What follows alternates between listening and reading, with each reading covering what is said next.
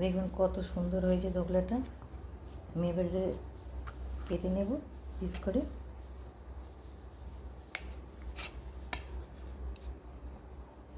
কত ফ্লপি হয়েছে দেখেছেন?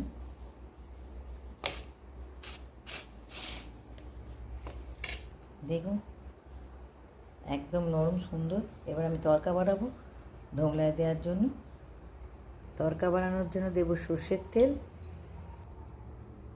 কত সুন্দর।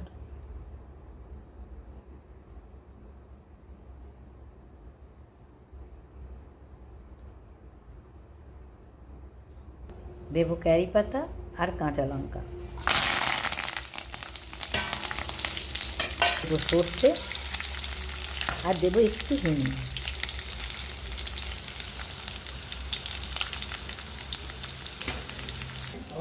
হয়ে গেছে, বন্ধ করে দিচ্ছি। এবার তরকারিটা ঢেলে দেব।